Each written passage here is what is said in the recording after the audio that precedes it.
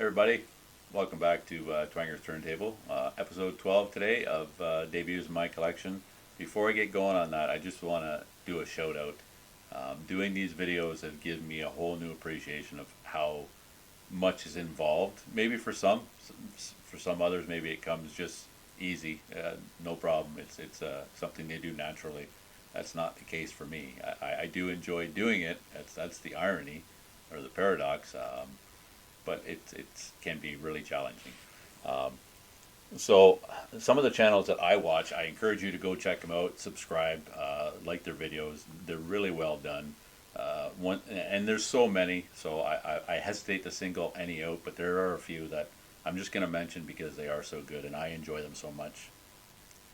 Pete Pardo over at Sea of Tranquility, he's been doing it for a while, and a very knowledgeable dude when it comes to all music. I mean, he's does a lot about progressive rock, metal, just a lot of different stuff, and oftentimes has some really good guests. Martin Popoff, who I like his books, his reviews on all things metal or hard rock, and he's a very knowledgeable dude as well.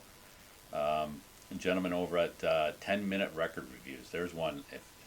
Talk about if you've not tried doing a record review in 10 minutes, I don't know if you can really appreciate what this gentleman does, and does it quite well. So really shout out to him. It's pretty impressive, the way he puts together these videos, and with so much pertinent information, like stuff that you may or may know. I've learned a lot just watching his channel, and they're just 10-minute record reviews.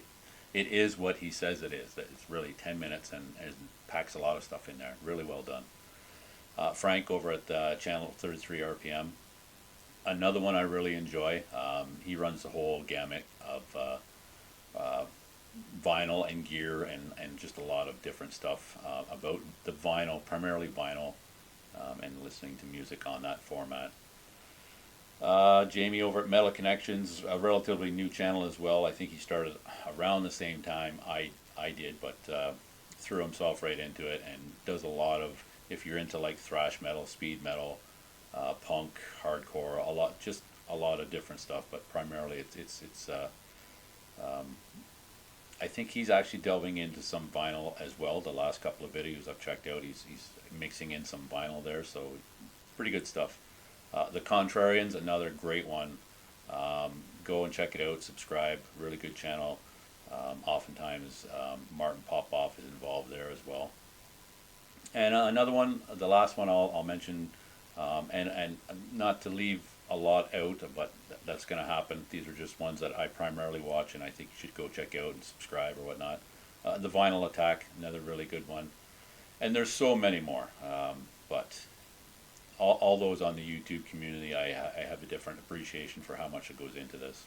It's not as easy as it looked to me, I should say. So without further ado, I'll do a few debuts in my collection today, and I'll do them chronologically. I'm going to try and limit myself to what I say about each album. I'll include samples of the ones that I provide here, samples of the artists, and maybe a few songs like I normally do. Just in case you've not heard of them and you want to check them out, that's the best way to do so. You don't have to go and do the search. I'll include that for you. So just sit back and enjoy, tune in and watch all the way through. Hit the like if you like it, subscribe, there's a notification bell you can hit so you're notified when I do put up another video. And I'll start at 1970, and these guys, with their debut, Lucifer's Friend. I don't know if they're all that well known, but they're certainly in the realms of early hard rock, metal, maybe even proto-doom metal. But yeah, a band out of Germany, but the lead vocalist, John Lawton, actually was a vocalist for Uriah Heep between 77 and 78 as well. Did 3 albums with them. And one of the things I have to address on here is the lead-off track, Ride the Sky. There's often comparisons made to Zeppelin's song, the Immigrant Song from Zeppelin 3, which leads off their album. I think any comparisons or similarities are coincidental. Zeppelin 3 came out in October of 1970. This is listed as being recorded in November of 1970, that specific song, Ride the Sky. And I'll leave a sample of it so you know what it is. There are some similarities, but I think it's purely coincidental. Maybe a byproduct of the era, the types of music that were being played.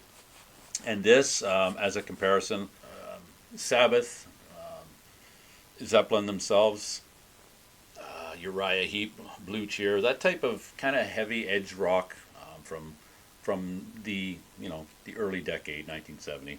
That's what it was on the Vertigo label, similar to what a lot of the early Sabbath stuff was on the Vertigo label as well. But that's their debut from 1970. Next up, 1973. This is an iconic album. I don't have a lot of their material. I do have a box set of theirs that I purchased years ago. You can see it a little bit in the background there. I can't grab it from here, but this is their debut, Lynyrd Skynyrd, pronounced Lynyrd Skynyrd. And it's an iconic album. I mean, the singles released off this album were Gimme 3 Steps and Free Bird, but almost every tune on here is a classic. I Ain't the One, Tuesday's Gone, Gimme 3 Steps, Simple Man is an incredible tune. Things Going On, Mississippi Kid, Poison Whiskey, another really good one, and of course Free Bird. But just a great debut. I mean, even their follow-up, until their tragic accident in '77. I think that was on the Street Survivors tour. Next up is from 1977. This band I don't think is all that well known outside the circles of hard rock and metal. Even within that circle, I'm not sure how well they are known. Although recently, at least in some of the social media circles, there's a 80s metal page. They're mentioned quite a lot there, but outside of that, I don't see a lot of mention of them. And it's a debut from Riot, the band out of New York. This one is called Riot City. You see the band members on the back there. Several of those band members, the originals, have passed away since then. And they've had many different lineup changes. I don't follow them. This is the debut I picked up recently just because I've heard some of their material. And I remember back in the 80s, early 80s, somebody had one of their albums, and I don't even remember which one it was. But this is their debut in '77. And it is that hard rock, early heavy metal sound. You could probably liken it to... funny enough, when I listen to it, I can hear, although they weren't around then, but it's obviously an influence to bands like Metallica and many of the new wave of British heavy metal bands. Or Kiss. I mean, I'm not a huge Kiss fan. I certainly was surrounded by them and knew of them. My brother was a huge Kiss fan, so he had several of their albums. Similar hard rock sound. I never considered Kiss heavy metal by any measure personally, but hard rock for sure. This is the debut from 1977 of Riot. You see some insert that came with the album there, some photos of the band of that time.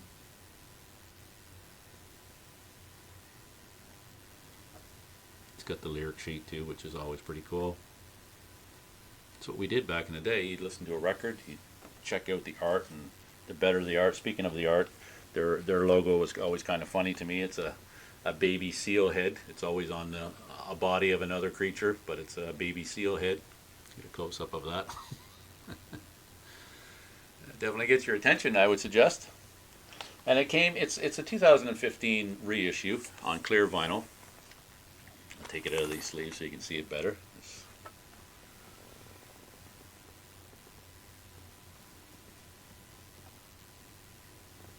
It's a pretty good rockin' album.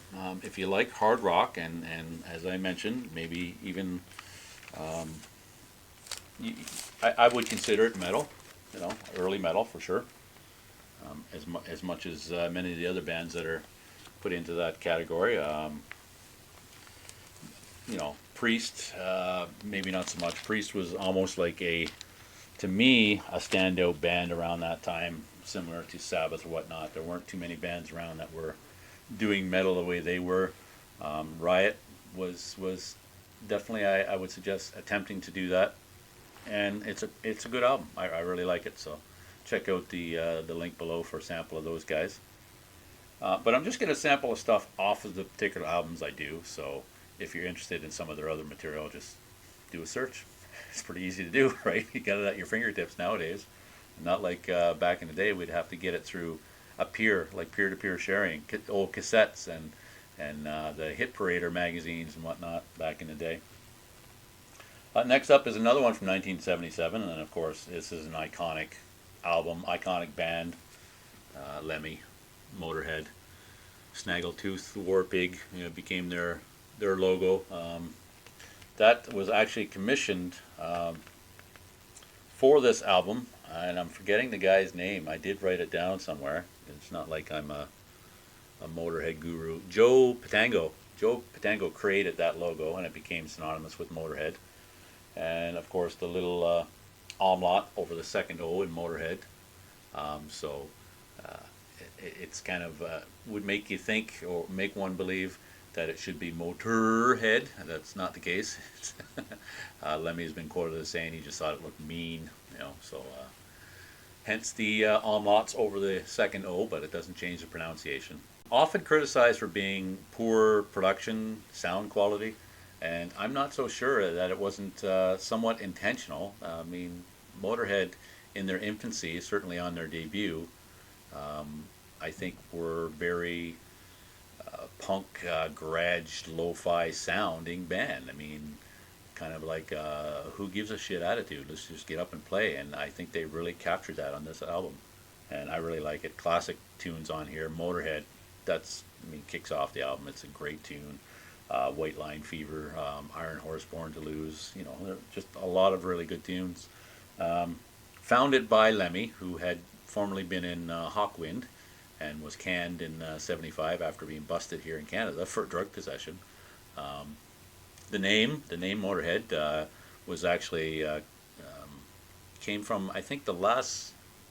You can correct me if I'm wrong if you know differently. I think it was the last song he had recorded or wrote for Hawkwind was called Motorhead, and he named the band, which was also a slang back then, I guess, for, maybe it still is, I don't know. Again, you can clarify if you know, but I think it was a slang for amphetamines, Motorhead. But yeah, this is a good debut. Funny though, for those who know Motorhead, they actually did a recording prior to this in 1975 for United Artists that was shelved. They didn't release it until they had some success with this and some of the follow-ups, Overkill. On Parole, they released in 1979, and that was actually recorded in '75 prior to this one. But this is their official debut from 1977, and this is another one that I recently picked up.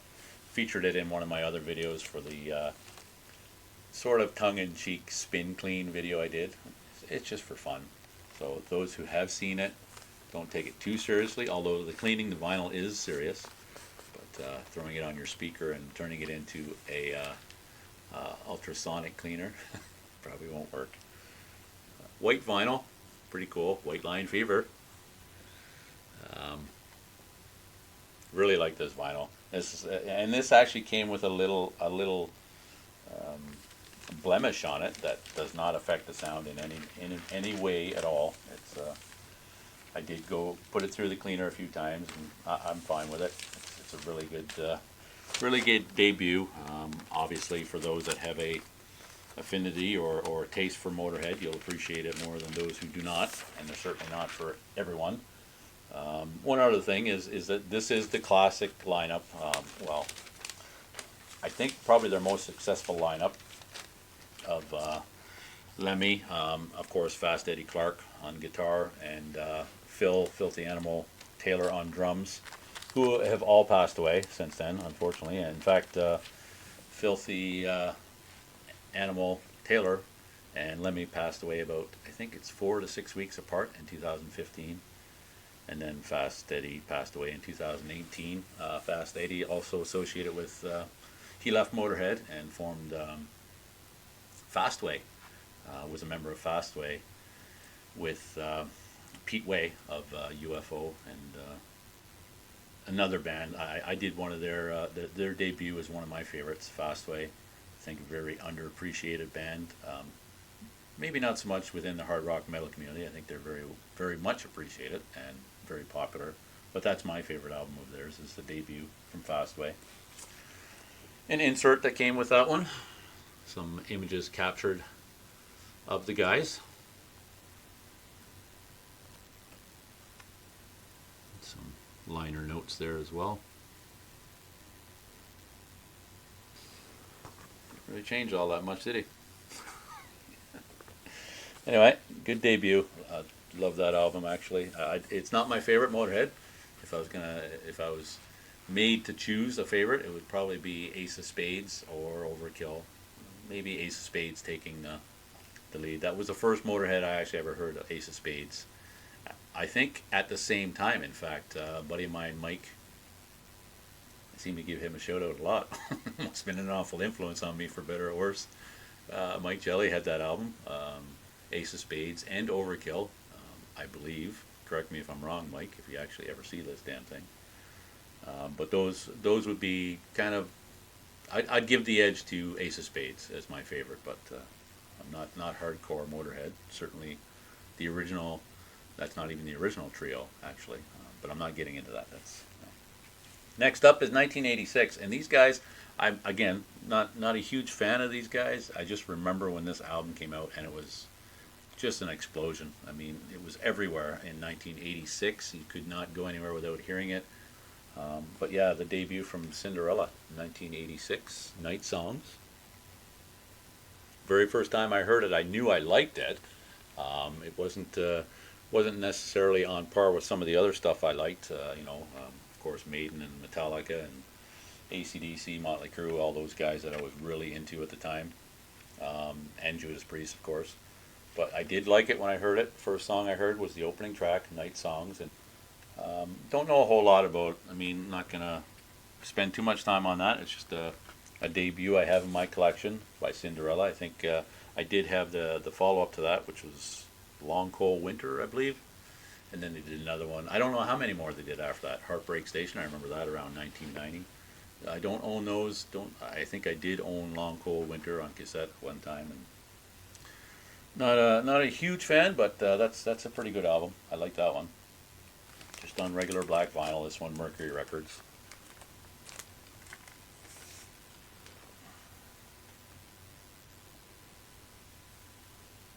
And most of these that I have are reissues.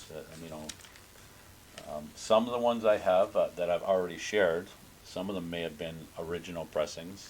Very few of them would have been, because honestly, I didn't have vinyl in my collection way back when I first got in. Well, to a degree. I think the very first record I ever bought was either Joan Jett and the Blackhearts or Toronto, one of those two, something like that. But it was early 80s, and I didn't have a lot of vinyl. I was collecting, well, wasn't even collecting. When I would buy music, it would typically be on the format of cassette back then. So that was the case with that Cinderella. Another one from 1986, Tesla, Mechanical Resonance. And this one, I have to add something to this one. It's a really nice packaging, nice album, and probably my favorite Tesla. They did release a few singles off of this one, but I really love. This is the reissue that just came out, I think in, oh gosh, I don't remember. I think it was a 2018. I don't know. Honestly, I don't know. But really nice blue vinyl. I really like that. May not be everybody's thing, but it actually does sound good. It's not like, I know picture discs sometimes get a bad rap for their sound quality. And I do have one specifically that sounds amazing. I would argue it sounds even better than the original, or at least on par, maybe different dynamics. But I bought the record store day one of British Steel by Judas Priest, and it's amazing sounding picture disc. But yeah, this one, I like that blue disc, and the reason why I said I had something more to say about this is it was a bit of a wake-up call to me that I recently purchased this one. And I often said if I ever spent more than $50 on vinyl, that would be it. That would be like the threshold. I wasn't willing to to cross. But I did. This one was, I think, was just over $50 or at $50, and that was it. I'm done buying vinyl for a while. I did really want this album, and there was a gentleman on Discogs who had it as listed as very good plus or near mint, and they wanted close to $50 for that. So I just thought, nah, what the heck? I'll just buy it new. And it's a really, like I say, it's really good packaging. I like to keep it in its original plastic wrapper, the cellophane wrap, shrink wrap, but it's got the hype sticker there and whatnot. And Black Friday exclusive record store day.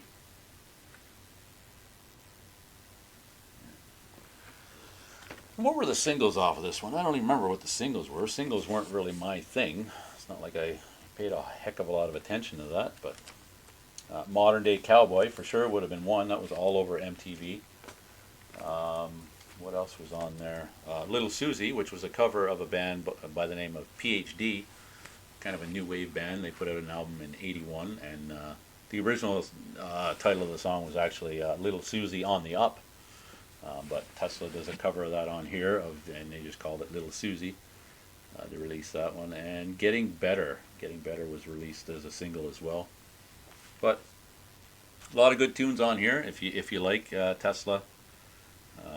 Easy Come, Easy Go, Coming at You Live, Getting Better, Too Late for Love, Rock Me to the Top, and yeah, We're No Good Together, Changes, Love Me, Cover Queen, Before My Eyes. I think maybe that's one of the things that I was never too crazy about some of these artists. I like good hard rock, heavy metal, whatnot, but not a big fan of a lot of the ballads and stuff. I start getting into ballads, and it kind of loses me. It doesn't, you know, it really doesn't move the meter a lot for me when it's too, even if it's heavy. I mean, Wasp comes to mind, and Sleeping in the Fire. I mean, that was a really good tune. But it is kind of a a twisted ballad. You know, it's a more mellow tune, but good. And some of these bands they attempt to do that. But if there's too many on an album, I think I just kind of tune out a little bit. It's not my thing. Motley Crue started doing that with some of their stuff, and I think after Theater of Pain with those guys, I was done. I can take it or leave it. But anyway, those are the debuts in my collection for today. I'll leave it at that. I hope you enjoyed it. And again, a big shout out to some of those other YouTube channels I mentioned. Go check them out, subscribe, like them. They're really good at their craft. I mean, I don't know if I could have appreciated it until I started trying this on my own. And although I really love doing it, it is a lot of work. And the editing part of it is so tedious. Admittedly, a lot of that has to do with my own abilities or lack of, and the equipment. The equipment I have is, my old PC is fairly antiquated. I think it's a 2010 PC with Windows 7 on it. So the editing software I've got is just a Windows software. So again, I hope to improve on that at some juncture, but on a limited budget, it'll be a slow process. But we'll get there.